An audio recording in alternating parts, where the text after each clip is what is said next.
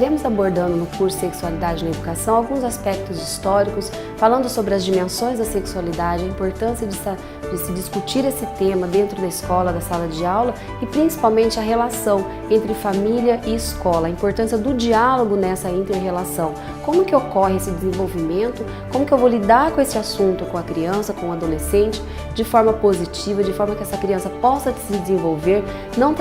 trazendo prejuízo para a vida dela. Por isso a importância de estar aqui convidando vocês para participar do curso, para vir estudar com a gente, debater e refletir sobre a sexualidade dentro da educação. Um tema antes proibido, de acordo com o seu processo histórico, e hoje trazido à tona para dentro da escola, de uma forma que o professor precisa se inteirar mais com o assunto, participar de uma formação para que ele possa trazer um conhecimento adequado e discutir melhor dentro da sala de aula com seus alunos.